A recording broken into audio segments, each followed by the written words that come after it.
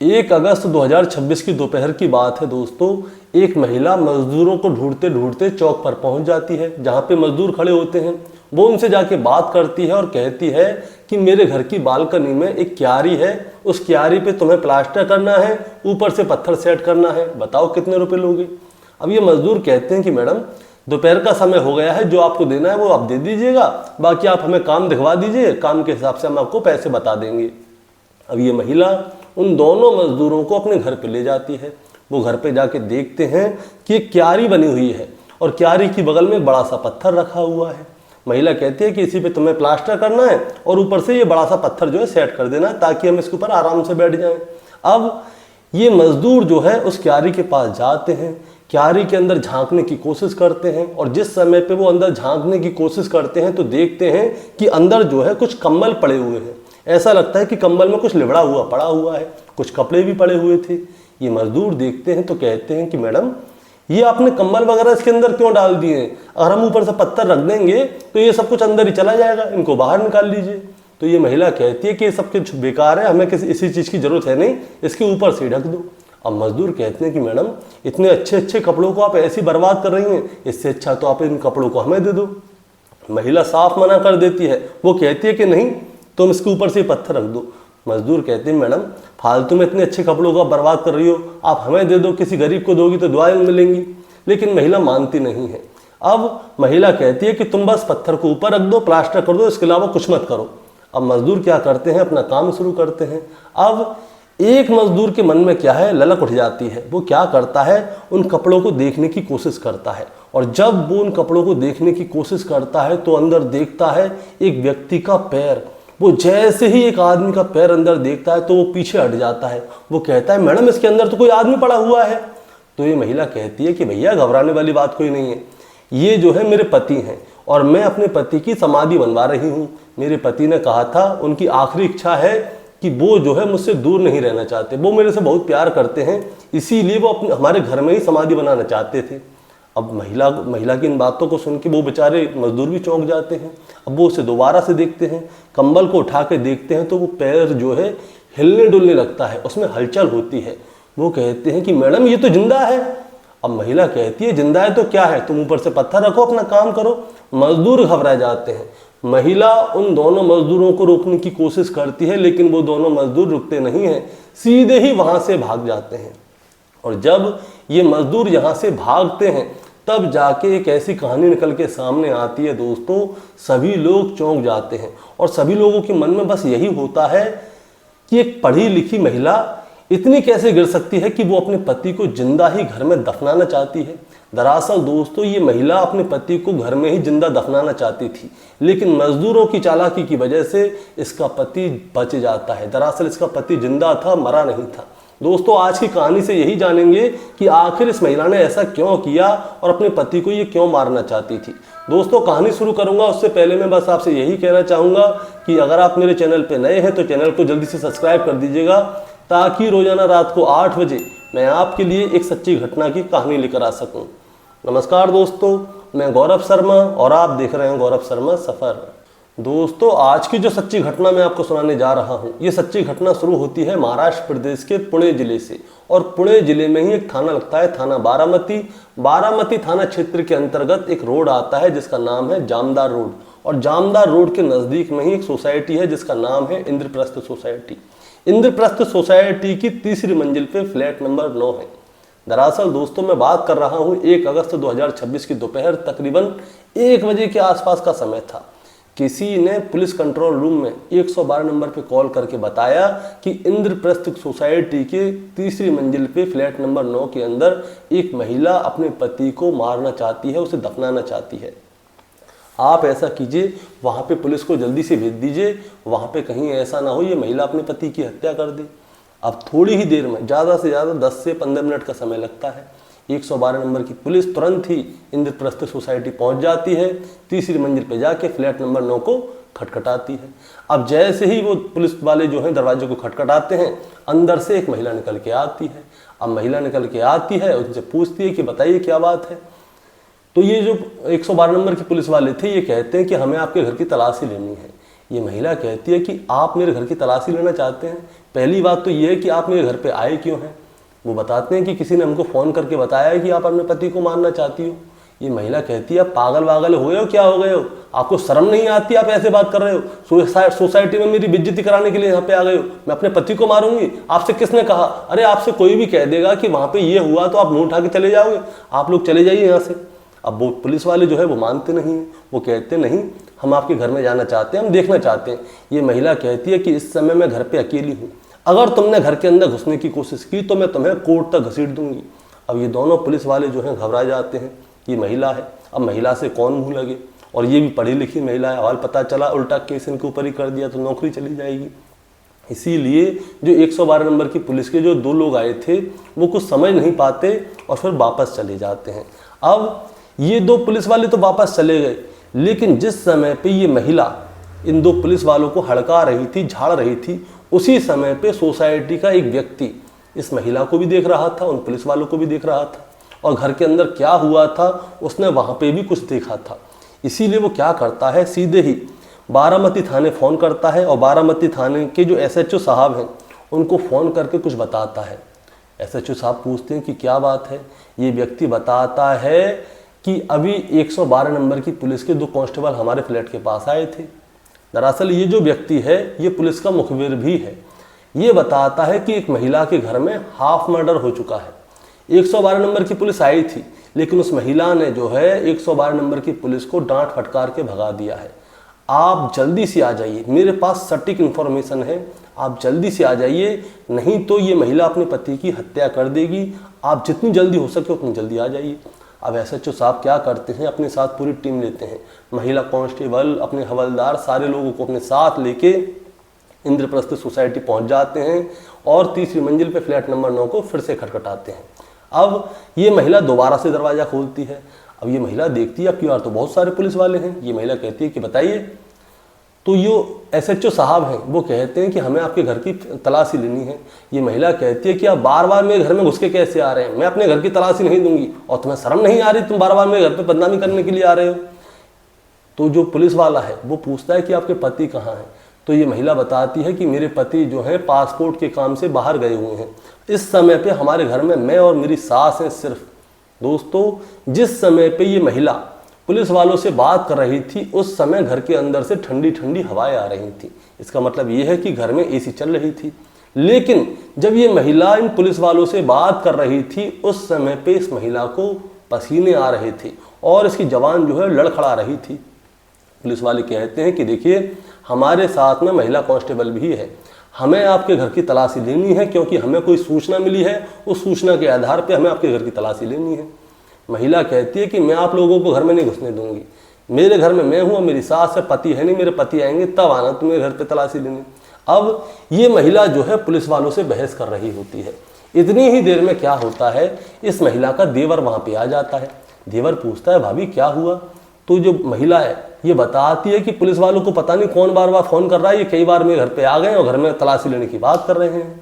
अब देवर पुलिस वालों से पूछता है कि क्या बात है, आपको किसने फ़ोन किया। तो जो पुलिस वाला है वो बताता है कि देखिए हमें सूचना मिली है कि आपके घर में किसी का हाफ मर्डर हो गया है और थोड़ी देर में फुल मर्डर होने वाला है, या तो हो चुका है मर्डर या फिर होने वाला है, इसीलिए हमें घर की तलाशी लेनी है। देवर कहता है भाभी अब ये कह रहे हैं तलाशी लेने की तो लेने दीजिए, आपने कुछ गलत किया है क्या। महिला कहती है कि नहीं मैं तो कुछ गलत नहीं किया। तो ये कह रहे हैं तो लेने दीजिए तलाशी, मैं बैठा तो हूँ, मैं देखने के लिए हूँ, कुछ नहीं होगा, आप चिंता मत कीजिए। अब देवर का समर्थन जो है पुलिस वालों के लिए हो गया।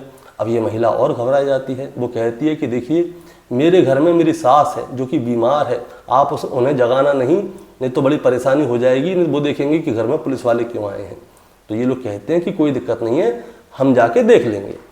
अब क्या होता है दोस्तों, पुलिस की टीम जो है घर के अंदर एंट्री करती है, पहले कमरे में जाती है।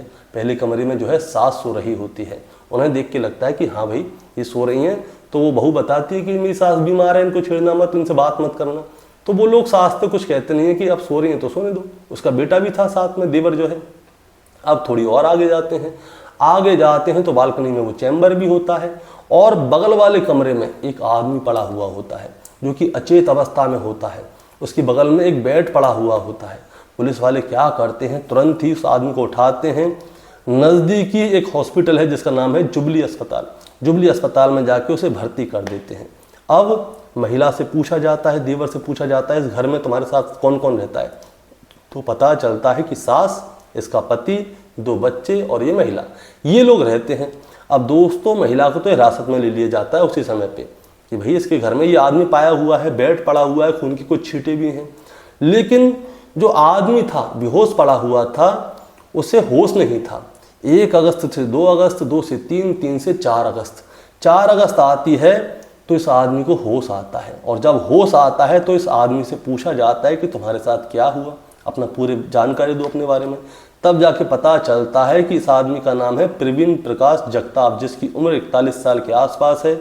एक नामी कंपनी में इंजीनियर के पद पे काम कर रहा है। इसकी शादी आज से तकरीबन 10 साल पहले शर्मिला जगताप नाम की इस महिला के साथ हुई थी। शर्मिला जगताप जो है बी फार्मा की हुई थी और उस समय पे जॉब कर रही थी। जो अब इसकी शादी हो जाती है, शादी के बाद 2 बच्चे हो जाते हैं। लेकिन जो पति है, जैसे ही इसके बच्चे होते हैं तो वो अपनी बीवी से साफ साफ कहता है कि देखो अब मैं तुम्हें जॉब नहीं करना दूंगा, क्योंकि देखो घर पे बच्चे हैं, बच्चों को भी पालना है। अगर तुम जॉब पे चली जाओगी, मैं काम पे चले जाऊँ तो घर पे बच्चों को कौन पालेगा, इसीलिए अब जॉब करने की कोई ज़रूरत नहीं है। लेकिन जो पत्नी है वो जॉब करना चाहती थी, 2 बच्चों को पालती पालती वो परेशान हो गई। महिला से भी बात की जाती है, महिला भी ये सारी बात बताती है। उससे पूछा जाता है कि अब तुमने अपने पति को मारा क्यों? तब जाके ये महिला बताती है कि मेरे बच्चे अब बड़े हो गए, अब बच्चे बड़े हो गए तो मैं अपने पति से बोलती हूँ कि मैं जॉब करना चाहती हूँ कि, लेकिन मेरे पति ने साफ साफ इनकार कर दिया। वो कहता है कि मैं तुम्हें जॉब नहीं करने दूंगा। इसीलिए इनके घर में रोजाना कैसे कलेश होते थे। महिला अपने बच्चों को ज़्यादातर अपने मायके में रखती थी, घर पे कलेश होते रहते थे और कलेशों की वजह से ही जो महिला है उसकी मानसिक स्थिति जो है खराब हो चुकी थी। इतनी ज़्यादा खराब हो गई थी कि वो किसी की सुनती नहीं थी और ना ही किसी से बात करती थी, गुस्से में रहती थी। एक दिन इसने सोच लिया कि पति को रास्ते से हटा देती हूँ, पति मर जाएगा, मैं फ्री हो जाऊंगी और आराम से जॉब भी करूंगी, बच्चों को भी पाल लूंगी। अब वो क्या करती है, वो प्लानिंग के तहत, उसे दवाइयों की नॉलेज थी। 13 और 14 जुलाई की बात है, वो अपने पति की जान लेना चाहती थी। खाने में उसने कुछ मिला दिया लेकिन कोई रिजल्ट आया नहीं। जो दवाई थी वो नकली थी या काम नहीं करी, जो भी है, लेकिन उसका पति बच जाता है। अब जब पति बच जाता है तो महिला को बड़ी गुस्सा आती है। वो कहती है कि कैसे न कैसे तो पति को रास्ते से हटाया जाए। अगर पति को रास्ते से हटा दूंगी तो इसकी लाश को कहाँ पे लेके जाऊंगी, क्या बहाना बनाऊंगी दुनिया के सामने। इसीलिए वो क्या करती है, वो सोच लेती है, वो सोचती है कि वो बालकनी में, उसकी बालकनी अच्छी थी, चौड़ाई थी, वो सोचती है कि यहाँ पे एक चैम्बर नुमा कुछ बना देती हूँ। पति पूछेगा तो बोलूँगी इसमें पेड़ उगाऊंगी और पति मर जाएगा तो इसी में दफना दूंगी। इसीलिए वो क्या करती है, वो अपने पति से कहती है कि देखिए बालकनी में मैं पेड़ लगाना चाहती हूँ, इसके लिए एक चैम्बर बनाना है, जो क्यारी होती है ना, क्यारी बनानी है, तो उसके लिए कुछ पैसे चाहिए, मजदूरों का काम होगा, क्योंकि मुझे पेड़ उगाने का शौक है। उसका पति कहता है कि ठीक है भाई, सारे दिन घर में रहती है, जो अपनी इच्छा भी पूरी कर ले, ठीक है। इसीलिए वो क्या करती है, वो जो है 2.5 बाई 5 का एक चैम्बर बनवाती है। 28 तारीख को वो कुछ मजदूरों को लेके आती है, एक बड़ा सा पत्थर लेके आती है, ईंट, सीमेंट, चंबल, सारी चीज़ लेके आती है। उनसे एक 2.5 बाई 5 का एक चैम्बर बनवा लेती है, क्यारी नुमा। इसके बाद वो इंतज़ार में रहती है कि पति को कैसे मारे, कैसे मारे, कैसे मारे। तारीख थी 31 जुलाई 2026। 31 जुलाई 2026 की रात को ये महिला क्या करती है, बेहोशी की दवाई लेके आती है। अपनी सास और अपने पति, इन दोनों को जो है बेहोशी की दवाई जो है जूस में मिला के दे देती है। सास जाग ना जाए इसीलिए सास को भी देती है। सास को नींद आती है, वो अपने बेड पे जाके सो जाती है। जिस समय पे पुलिस आई थी उस समय उसकी सास जो है बेहोश थी। दोस्तों जो सोच रहे थे कि सो रही है, बीमार है, कुछ नहीं, बेहोश थी। अब इसके पति को भी दे देती है, पति को भी बेहोशी हो जाती है। इसके बाद ये महिला क्या करती है, बैट उठाती है क्रिकेट का और अपने पति में जोर जोर से मारती है, अधमरा कर देती है। पति का कहना है कि जिस समय पे इसकी बीवी उसे मार रही थी, बेचारा रो रो के बता रहा था कैमरे के सामने, वो कह रहा था कि जिस समय पे उसकी बीवी उसे मार रही थी उस समय पे उसको होश आया था, लेकिन नशे में होने की वजह से, जो नींद की दवाई दी थी उसकी वजह से नशा ज़्यादा था। उसकी आंखें खुली तो उसने देखा कि बीवी के साथ में कोई आदमी भी है। ये पति जो है बार बार अपनी बीवी से कह रहा था कि मुझे क्यों मार रही हो, मुझे मत मारो, लेकिन बीवी को जरा भी तलस नहीं आ रहा था। उसने इसको इतनी बुरी तरह से मारा कि पति जो है बेसुध हो गया। महिला ने नस टटोली, उसको हिलाने डुलाने की कोशिश की। उसे लगा कि शायद अब पति मर गया है। अब वो क्या करती है, अपने पति को कंबल में लपेटती है और खींचती खींचती उसी चैम्बर के पास लेके आती है और जैसे तैसे करके चैम्बर में डाल देती है। सुबह का समय था, अब दोपहर हो जाती है। ये चौक पे जाती है, मजदूरों से बात करती है, मजदूरों को घर पे लेके आती है। और जब मजदूरों को घर पे लेके आती है तो मजदूर देखते हैं कि अंदर कपड़े हैं। मजदूर उससे कहते हैं कि इन कपड़ों को हमें दे दो। महिला कहती है नहीं नहीं, ये कपड़े मैं तुम्हें नहीं दे सकती। मजदूरों को कपड़े ज़्यादा ही पसंद आ गए थे। वो उठा के देखते हैं तो अंदर उन्हें उसके पति का पैर दिख जाता है। तो महिला कहती है कि मेरा पति जो है घर में ही समाधि लेना चाहता था और हमसे दूर नहीं जाना चाहता, हमसे बड़ा प्यार करता है। अब मजदूर जब उसको दोबारा से देखते हैं तो उसके हाथ पैर हिल जाते हैं, यानी कि जो आदमी था वो सांस लेने की कोशिश कर रहा था, झटपटा रहा था। मजदूर चौंक जाते हैं कि ये तो जिंदा है। तो महिला कहती है उनसे हाथ जोड़ के, भैया आप परेशान क्यों हो रहे हो, उन्हें जिंदा समाधि लेनी है घर के अंदर। मजदूर कहते कि पागल औरत है। वो वहां से सबको छोड़ के भाग जाते हैं, नीचे जाके पुलिस को फोन करते हैं। पुलिस को फोन करते हैं तो 112 नंबर की पुलिस आती है। ये महिला 112 नंबर की पुलिस वालों को बेवकूफ बना के भगा देती है। सोसाइटी में एक आदमी था जो कि खबरी का काम भी करता था, उसने ये सारी चीजें अपनी आंखों से देखी थी। उसने एसएचओ साहब को फोन कर दिया। फोन करने के बाद एसएचओ साहब घर पे आते हैं, तब जाके इस पूरे मामले का खुलासा होता है। दोस्तों, कई सालों से आप बहुत सारी कहानी सुन रहे हैं जिसमें महिलाओं ने अपने पति की हत्या कर दी। कोई किसी तरह से कर रही है, कोई किसी तरह से कर रही है। ये अपने पति को जिंदा ही अपनी बालकनी में दफनाना चाहती थी, लेकिन इसका पति जो है नसीब वाला था। और जो मजदूर थे इसके पति के लिए भगवान के रूप में आए थे, जिन्होंने उसकी जान बचा ली, पुलिस को बता दिया। दोस्तों, अब पति ने तो ये वाली बात बोली थी कि जो उसकी पत्नी है उसके साथ कोई आदमी था। अब महिला से पूछताछ की जा रही है, जानकारी ली जा रही है कि उस समय कौन आदमी था। और जो उसके 2 बच्चे हैं वो उसने मायके में भेज दिए थे पहले ही, उन बच्चों के बारे में जानकारी ली जा रही है क्योंकि बच्चे अभी तक सामने आए नहीं हैं। दोस्तों, इस कहानी को सुनाने का मतलब आपको परेशान करना है, विचलित करना बिल्कुल नहीं है। बस आपको बताना है और जताना है। बताना जताना यह है कि 5 अगस्त 2026 को जो पति है उसके परिवार वालों ने FIR दर्ज करवा दी है, महिला को गिरफ्तार कर लिया है। अब ये जानकारी ली जा रही है कि आखिर उसके साथ में आदमी कौन था और ऐसी क्या सनक थी नौकरी करने की कि वो अपने पति की हत्या करके नौकरी करने जाना चाहती थी। दोस्तों, अभी इस मामले की जांच पड़ताल चल रही है। जैसी जांच पड़ताल पूरी होगी तो मैं आपको डिटेल में लेके आऊँगा कहानी, और इस कहानी के बारे में आपका क्या कहना है आप ज़रा हमें कमेंट में बताएं। चैनल पे नए हैं तो सब्सक्राइब करके जाएं ताकि रोजाना रात को 8 बजे मैं आपके लिए एक सच्ची घटना की कहानी लेकर आ सकूं। नमस्कार।